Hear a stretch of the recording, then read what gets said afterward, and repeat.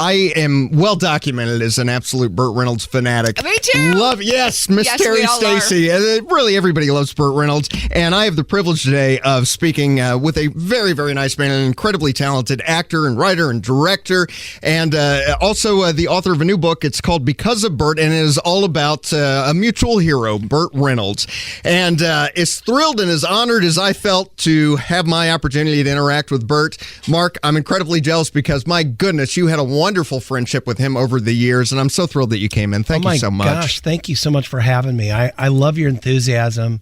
I love your love for Burt, and it means a lot to me. Mark is you're from here. You're an Indiana guy, are you? Missouri originally, right? I'm from Missouri originally, but yeah, I moved here to Marion, Indiana in 1994. Take me to the beginning, because you had an opportunity to really be around Burt and work with Burt at a time in his career that was sort of an interesting transition for him, because he was just coming off of the blockbuster hits of the early 80s. He had had an injury on the set of City Heat. And so he was at a point where he was rebuilding. But throughout his career, and this is a theme that you really talk about in the book, is that he was all about giving back to people. He was about paying it forward, and that everyone mattered. And so he had invested in his community there in his hometown with Jupiter, Florida, in this theater training institute. Right. And you had the good fortune to actually become an apprentice down there, which is an amazing accomplishment for folks who don't understand the number of people who wanted to be apprentices at that school and at that theater. And you managed to, one of 12 people that were picked? Yeah. It was kind of like in the height of his career, he builds this dinner theater down there, and he wanted to give like 11 or 12 apprentices a year that would learn the trade through Carol Burnett and Dom DeLuise and Charles Nelson Riley, but he wanted to give you the highs and lows. And so it was kind of like American Idol meets Survivor, because we had, we would get paid like $100 a week. Uh-huh. But and this is like 1986. It was 1986. So even back then, that's not a lot of money. It's not a lot of money, but it was like still, I'm going to a school and I'm getting paid to go to a school. And at the end of the year, I'm going to become an equity actor. Mm-hmm. But it was all because of Burt Reynolds. And so that he would truly give us the highs and lows. I remember the first night we were there, I'm in the box, in his personal box with our team, and we're in suits and ties and dresses, and we're eating and watching a show and being treated like $1 million. And the next day, we were at the city dump. Yeah. Taking down the set, and there's buzzards flying over us. I'm going, oh my Lord, what did we just do? That is so awesome. In the Florida weather, too. Yeah. Oh, it was sweltering, and we're just, then he'd go, hey, you're going to go on my yacht. We go, what? Wow. And we're on his yacht. And then it's like, hey, go clean Dom DeLuise's toilet. Wow. And it was truly the high and low of Hollywood. Can you take it? Because you can't get out. Yeah. But if you can, this is a safe place to learn and see what you're in for. And you're working with legends and being trained by people like Charles Nelson Riley. Yes. I mean, what is that like to be around these icons and have them speaking encouragement into you and helping you hone your craft? You literally can't believe it. I mean, you know how blessed you are because these people have made it on Broadway and Hollywood. I think Charles Nelson Riley is one of those great people who are completely underestimated. As we saw him as the funny guy on Match Game, but he won Tony Awards on Broadway. He was a Tony Award nominated director. So, to be able to be directed by him and have him as our master teacher, it was extraordinary. So the apprenticeship comes to an end. Yes. And you are basically sent out into the vicious world of Hollywood. That's right. To pursue your career. The transition, having gone through that experience of you risk everything and you have this dream. And then as you are driving out to Los Angeles, you get closer and closer. For me, I remember reaching the desert and hitting Las Vegas, and the sun was just coming up, right, and being terrified and thinking, I have no idea where I'm going to be in a year. Right. And the fear that comes into you that makes you want to turn the car back around. That's exactly what happened. Yeah. So because of Burt, I met my wife at his dinner theater, right? She was a waitress. So, we dated for only 2 months and decided to get married. And didn't even take a honeymoon and drove out to L.A. And the whole way there, I'm convincing her everything's going to be okay until I saw all those lights. And I go, we got to go back. and she wouldn't let me go back. And I'm telling you, if she didn't say, we're not going back, I would have been back. So God bless her for making us do it. Absolutely. And that's a really neat story that we've been married 32 years, but we met because of Burt. Speaking with Mark Fauser, he's the author of a brand new book called Because of Burt. You can find it right there on Amazon.com. A lot of people had that kind of a personal connection with Burt Reynolds. And I wonder how much of that was because we grew up with him and how much of it was that he was always out there in the public. He was so good to his fans, but he also was very honest about his personal life and his struggles and his triumphs. And I think that people could relate to that. I know I certainly did. Yeah, listen, you're so right. I was one of many Because of Burt stories.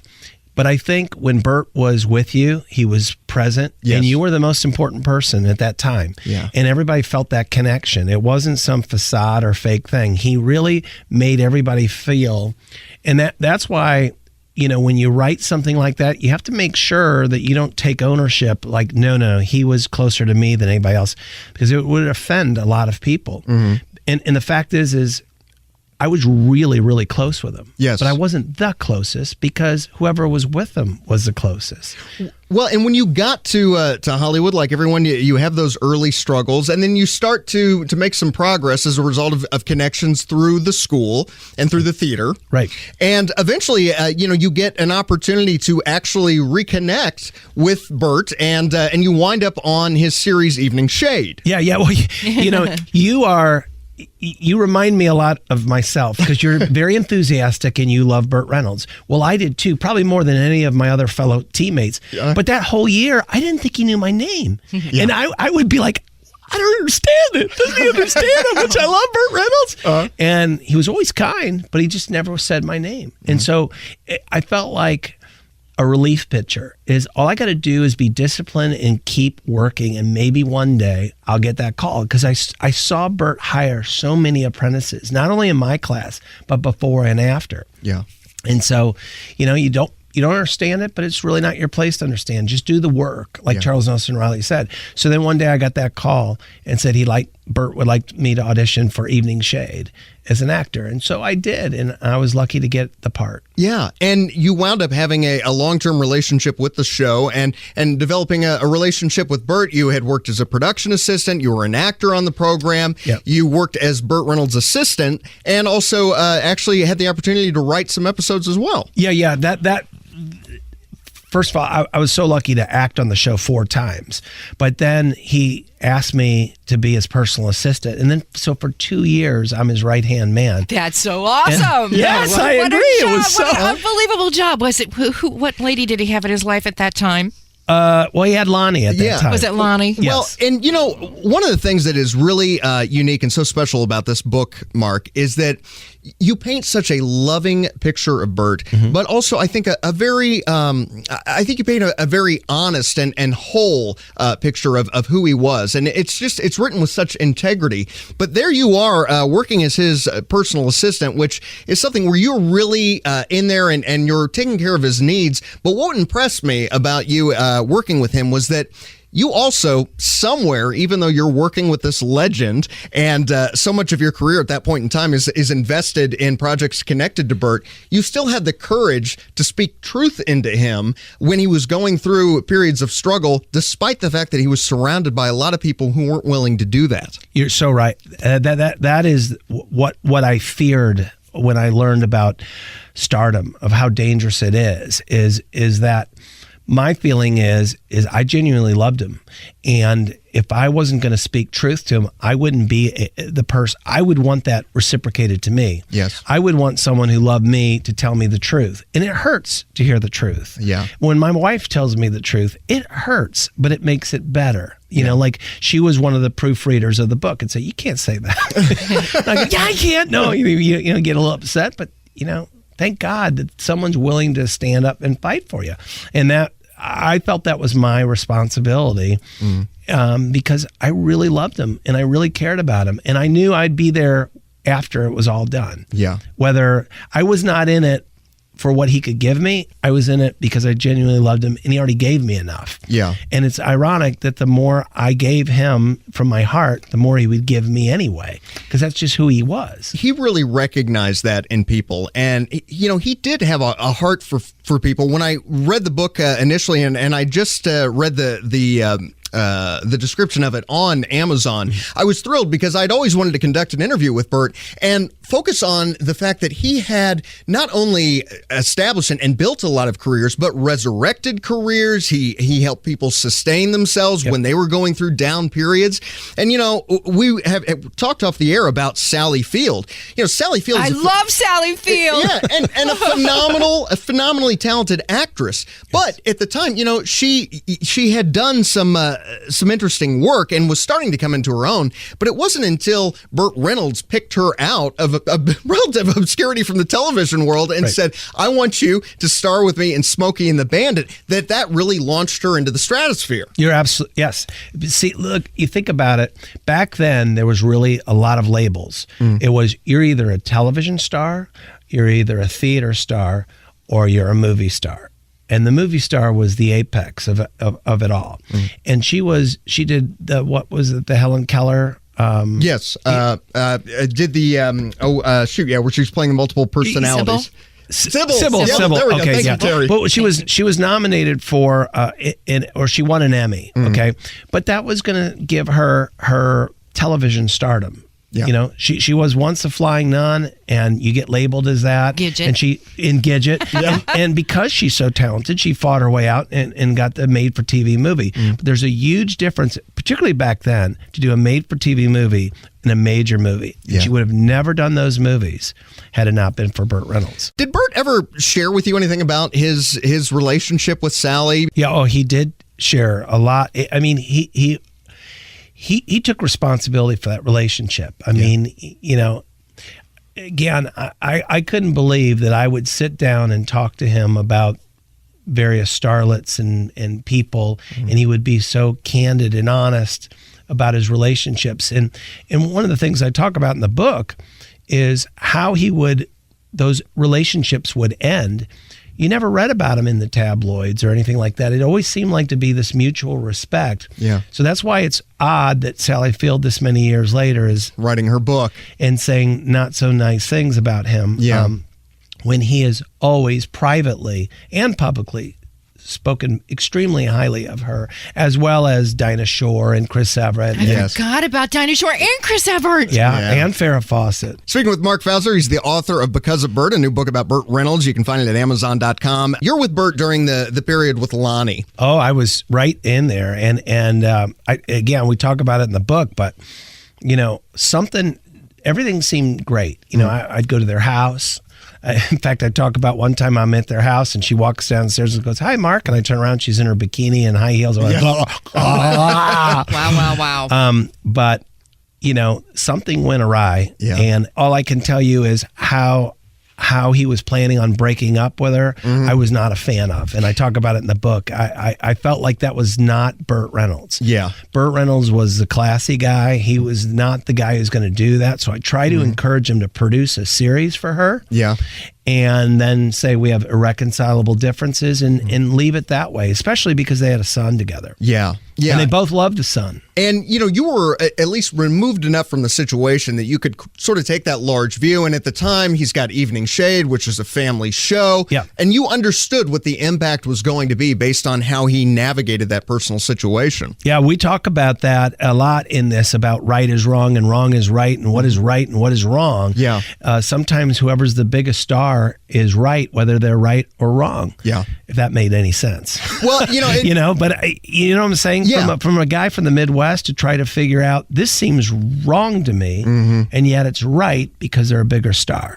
If there's, I think one area where Burt really struggled throughout his life, it was that he would have the good sense and he had a huge heart, but he was also an extremely emotional man. Yes. And when he would get worked up or feel passionately about something, sometimes he would outwardly behave in a way that people kind of step back and go, whoa, this is not, this is not the guy that we're used to seeing in the films and on television, Mr. Easygoing. But, to his credit, he always was enough of a man and had the integrity to admit his mistakes. Yes, and be honest about it and say, you know what, I shouldn't have done that.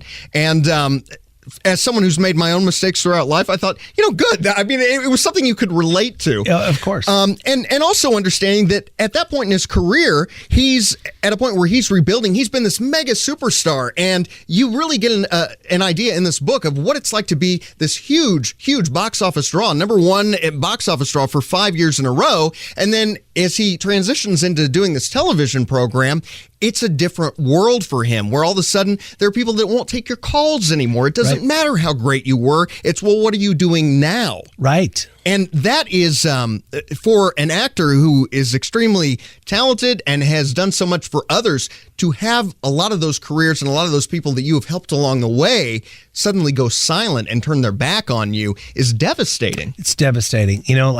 I like Brian. Right. But I'm going to like Brian tomorrow when he's a huge star, and I'm going to like Brian if he's not. Right. That's just who I am. And I think that's who Burt is. But that's not how Hollywood is. No. And it's really, really disappointing to see, because I remember when Burt was not hot, going to auditions and people mocking him, and I didn't like it. Yeah. And I let him know I didn't like it. What did the centerfold for Cosmo do for him? He didn't like it. After the fact, he just really thought it was a mistake. So that was one of his regrets. It was a regret, but he was on the rise at that point in time, though. I mean, and making the appearances on the Tonight Show, and so people were connecting with the fact that he didn't take himself seriously. I don't think it was. I don't think he should have regretted it, because I think. I think he looks at it, had he not have done that, he would have been nominated for an award in Deliverance. He was great in Deliverance. He was terrific in Deliverance, and no one's going to take that away. I think he has the Tom Cruise syndrome. Tom Cruise is so good looking and so rich and so powerful, we don't have to give him an award. But he should have won some awards, like in Rain Man and other things. Well, he talked about terms of endearment and his regrets about turning that down. And, the thing that I always thought is he could have turned in the exact same performance that Jack turned in, but he still wouldn't have won the Oscar. Hollywood never would have given it to him. I agree. You have these blockbuster films, and to an extent, it's a double-edged sword, because it makes you this huge, huge star, and there's the money that comes with it and the notoriety, and you have a lot of power. But it overshadows a lot of the really great work that you do. It does. And even to this day, people identify him with, he was good about mentioning Deliverance, but they identify him with the car pictures, Smokey and the Bandit and Cannonball Run. But, he did films like Best Friends. Right. Phenomenal film. One of my absolute favorites. Me too. Phenomenally talented director. He did a movie called The End, which... Oh, with Dom DeLuise. So funny. That's actually my favorite movie. It is one of my favorites, too, and it was on just a few nights ago, and it is just still... I love that movie. Yeah, I mean, great... He and Dom DeLuise, I thought, though, they were the best of friends, right? They were. And you could see that on screen. Yeah. You could just feel that. They were so great together, and the fact that he directed a dark piece like that, that had comedy and heart and all these great actors in it. Yeah.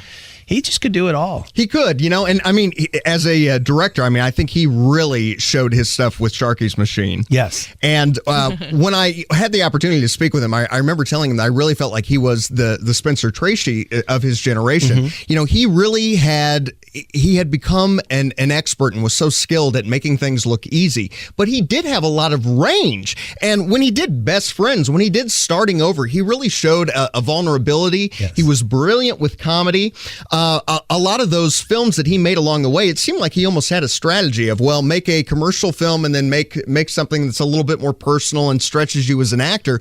But when you have these films that are the blockbusters, that's what gets all the attention, and that's what Hollywood wants you to continue making. Yeah, and that is such a difficult thing for an actor to know, because you have your agents who want to do the blockbusters. You have yourself as who wants to be an artist. You have so many different voices telling you what to do. Yeah. And when those rumors came out that he had AIDS, which were completely false, and he lost all that weight because he had TMJ. Yeah.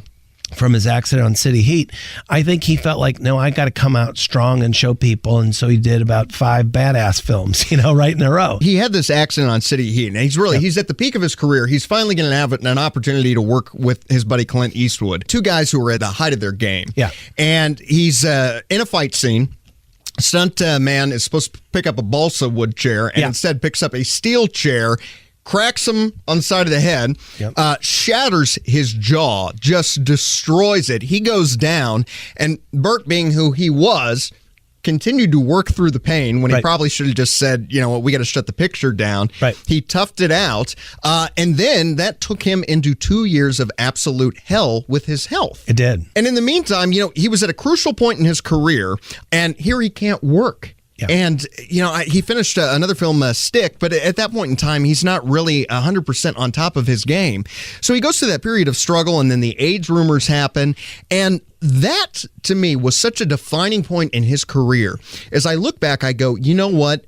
It was a different man who came back after that accident. It was a different Burt Reynolds. Right. Because he had seen the worst of the business. He had seen all these people that he had helped along the way that weren't there for him. Yes. And now the public, to an extent, is turning on him as well. Imagine you're a legitimate tough guy, but you're funny, you do all these things, and now you're reading in every tabloid that you have AIDS, and you don't. Yeah. And people are advising you should distance yourself from your gay friends. Yeah. And he's going, I'm not going to do that. Yep. So what I'll do is I'll overcompensate and beat everybody up in movies and show how bad and tough I am. And certain movies like Sharky's Machine, he was brilliant, but he was also vulnerable in those as well. So, I think like anybody, you're going to push a little bit harder to show, hey, I'm good, I'm healthy, look at me, I'm viable. And I think it was almost when he did Evening Shade that he showed his diversity and was rediscovered. Yes, and to Burt's character, it really showed who he was as a man. That was something that really cost him so much in his career, changed the course of his entire life. To this day, I have no idea who that stuntman was. Yeah. I never once heard him out that man. He made comments about what a bonehead he was, but to this day we have no idea who really caused him that injury. It says a lot about Burt and about his character, and even as Hollywood was making things difficult for him, as he was doing BL Stryker down in Florida, he still continued to pour into people. A lot of people don't know Michael Chiklis, star of The Shield and The Commish. He had been blackballed from Hollywood at one point because he starred as John Belushi in the film Wired.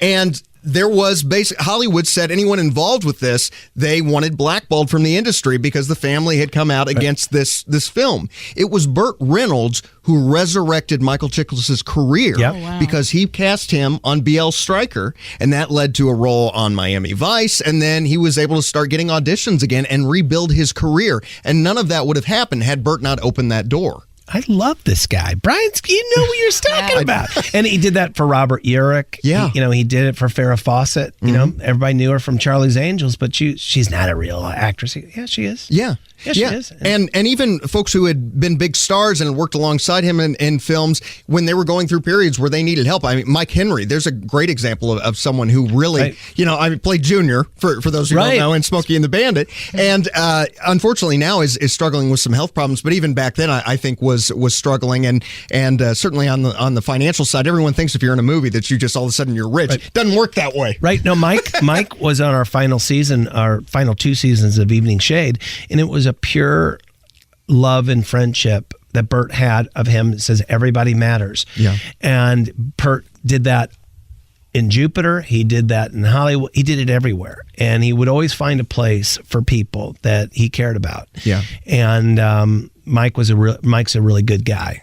So take me back into your journey in your career and working with Evening Shade. You had been Burt's assistant, had worked as a production assistant, and then you have the opportunity to work as a writer at the same time that your acting career is taking off outside of the show. Yeah, Burt always would challenge people, and he knew your potential more than you knew yourself. Mm-hmm. So there was a time where we were writing scenes in Charles Nelson Riley's class. Yeah. And he called me up and said, hey, I heard you got a play. I want you to do it in my theater. I said, oh my gosh, I'd be honored. When do you want to do it? He said, next week. And I was like, man, you can't do a published play in a week, more or less, one that's not written, but I didn't say that to him out loud. So all those thoughts were going in my head, and then boom, I said, okay, we'll do it. And I told my writing partner, I go, are you crazy, man? We can't do this. And sure enough, we did it. And that showed that Burt invested in us. We pulled it off. And then he said, hey, I want you to rewrite my movie with Reba McEntire. Wow. So we did that. Wow. And then in the middle of that, he goes, hey, if you can get me an Evening Shade episode by tomorrow, I think I can get you to write on the show. And so literally we pulled an all-nighter, did that. And he goes, yep, you're good. And so now I'm writing on his show, and I can't believe it. I mean, he gave me my equity card. He gave me my Writers Guild card. And I'm writing for Burt Reynolds. And another person he invested in, his name was Tommy Thompson, is now the executive producer of Sequest with Steven Spielberg. Yes. And so Tommy is a friend of mine and hired me to act on Sequest.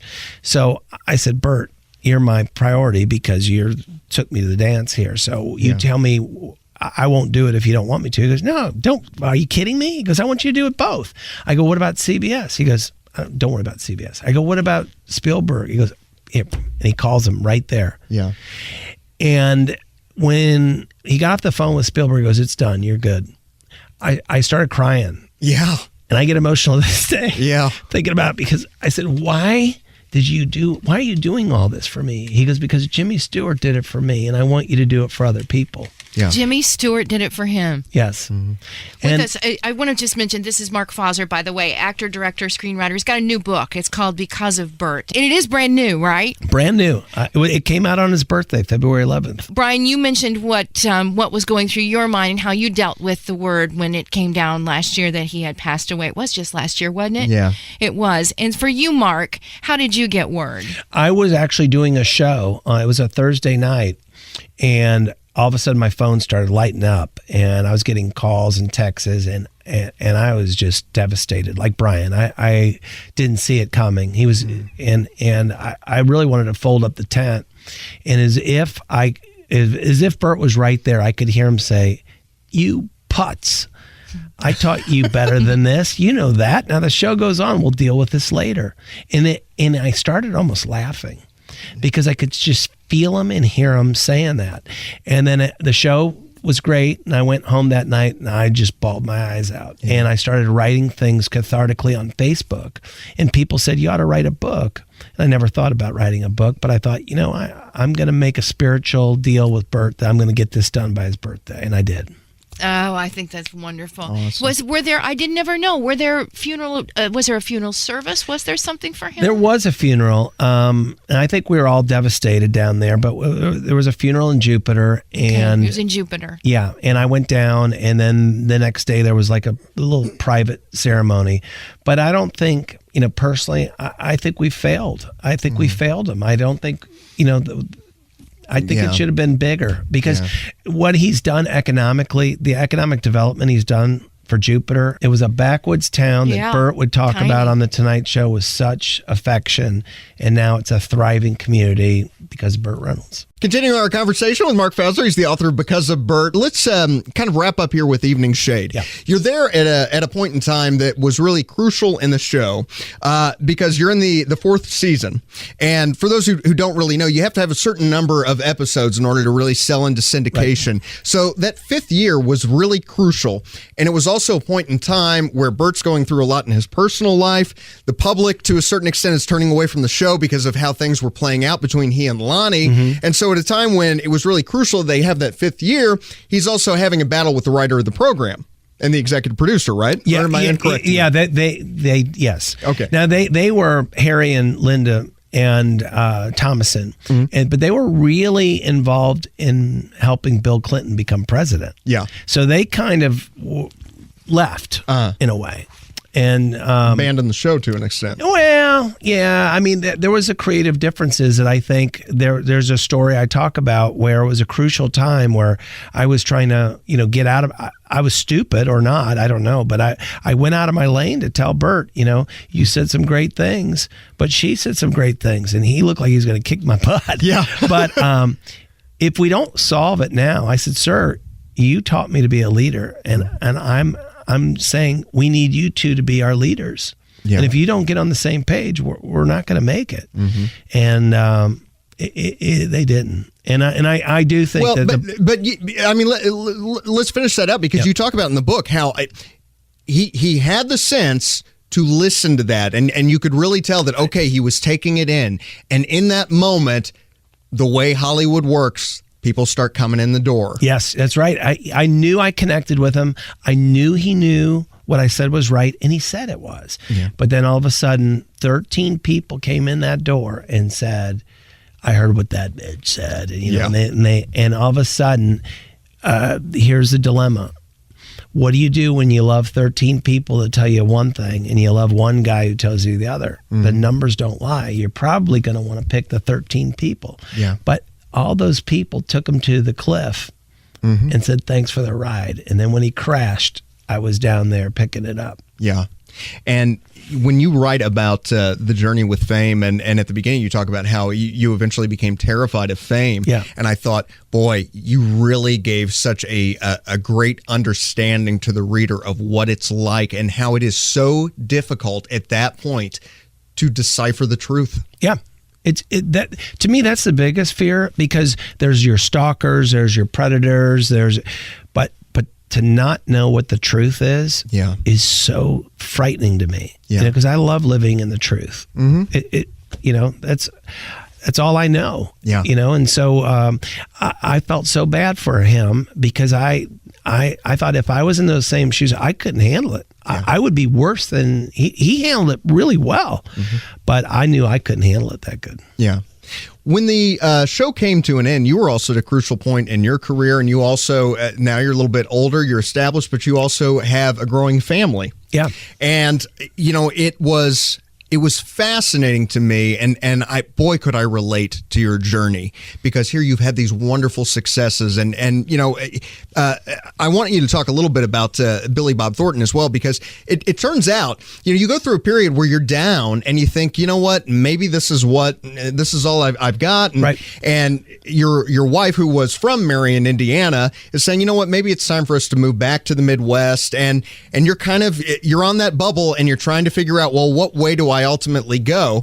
You do move back to the Midwest, which we're so grateful for, and that community should really be grateful for as well. But then all of a sudden, your career goes into a new stage, and you have phenomenal success while you're based in the Midwest. Much bigger, actually. Yeah. And it was amazing, because it was like you have a devil on one shoulder and an angel on the other, and you're not sure which one's which.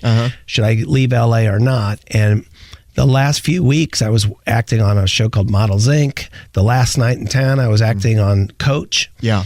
Jerry Van Dyke had an uncle that lived in Marion, Indiana, and was telling me about it. Yeah. And I'm literally on the set, and back then we didn't have cell phones. So I get a call on the set of Universal Studios that I just sold my first movie, The Right to Remain Silent, which wouldn't have happened. It was all because of Burt from the class, right? Yeah. So now we're going to make this movie, but I'm still moving. So I moved to Marion, Indiana, and I know we're going to make a movie, and I didn't want to dig into my savings, so I started washing cars late at night. Yes. And it was so depressing, but I was so grateful. I say this, but my father-in-law owned a car dealership, and that was the only thing I could do. I wasn't going to go into full-time sales or anything like that, so I'm grateful that I had the job. But imagine you have a college degree. Imagine you're writing on a top 10 TV show, and now you're washing cars. Yeah. And I'll never forget when I came home one night and we turned on the TV and we won a Cable Ace Award. Yeah. And I start crying because I felt like such a loser. But then because of Burt, I met Billy Bob Thornton. And Billy Bob Thornton wasn't really Billy Bob Thornton yet. Yeah.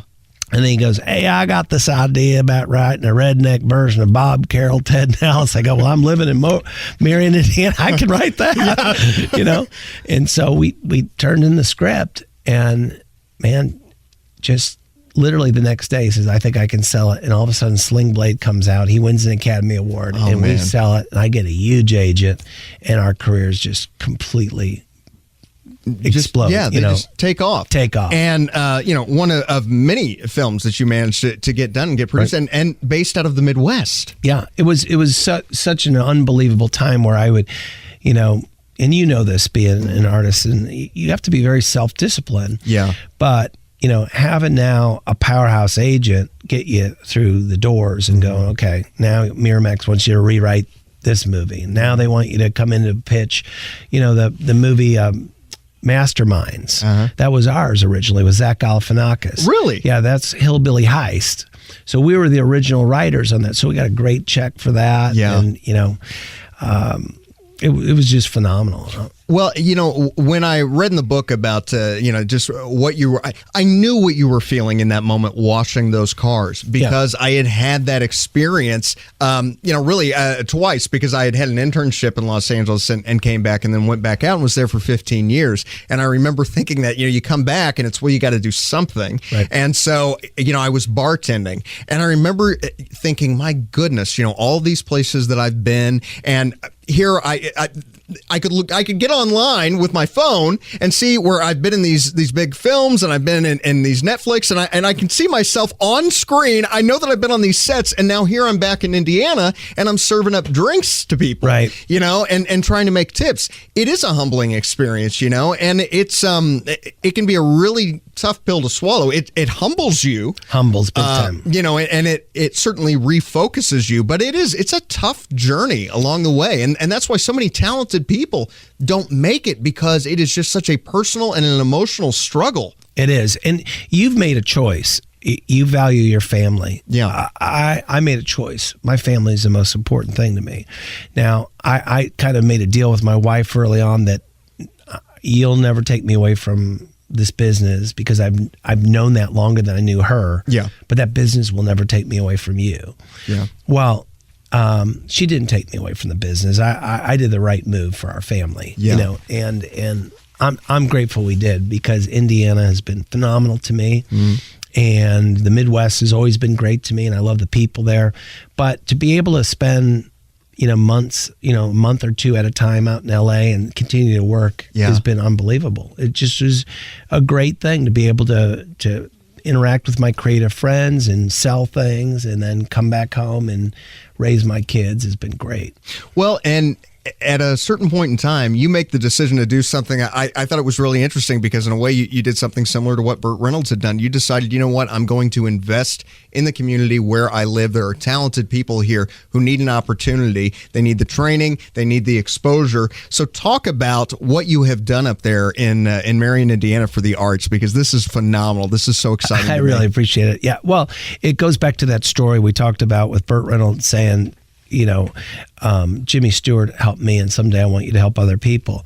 And I was in a place financially where I could, and my wife was totally supportive of it. And I was asked by several people in the community, and I felt like if I'm going to live here and raise my kids here, I better do something, because I don't want to be a complainer. I got to be a doer to make a difference. And I saw tremendous talent there. And so I got on a board that was called the Marion Community School of the Arts. And I took a year off of work, and I just worked really hard to build it up. And I asked Billy Bob Thornton to do a commercial for me. I want to tell you a cool story about Billy Bob. Please.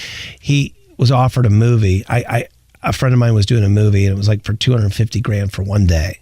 Wow. And I asked him about that, and I also asked him if he would be so kind to do a public service announcement for my not-for-profit Marion Community School of the Arts.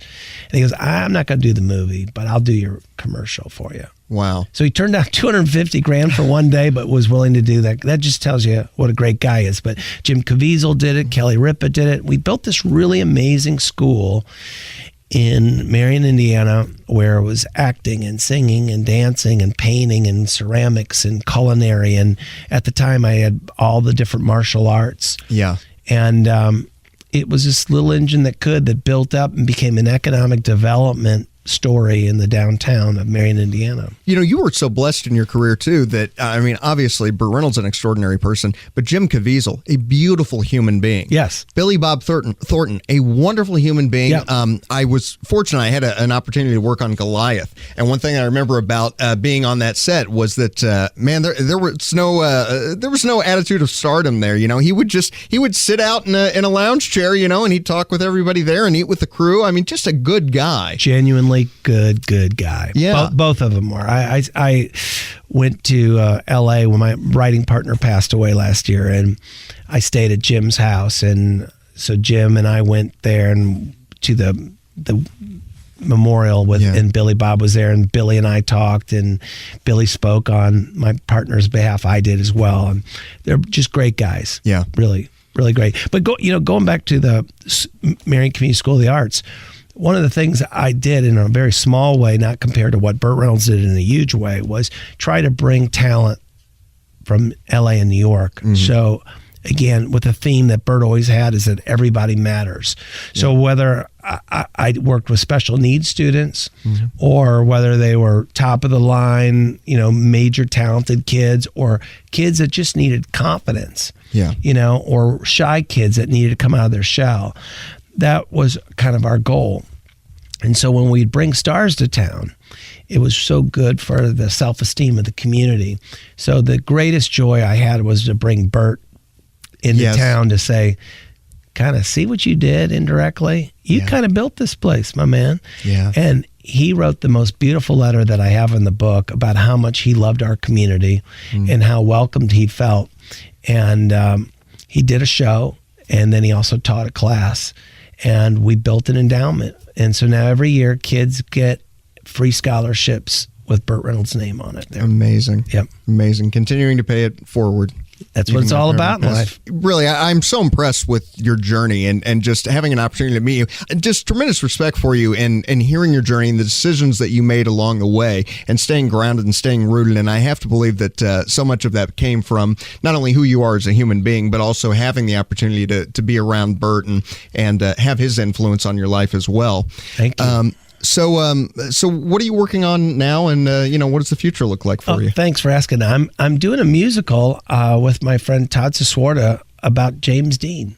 Oh, fantastic! Yeah, it's really fun. It's seen through the eyes of his guardian angel. So you go, well, that's kind of funny because he didn't live very long, and that's part of the whole spoof. So we kind of envision Melissa McCarthy as his guardian angel. Cool. So she's really this clumsy person who's had to wait this many years to tell the story of why things happened the way they did.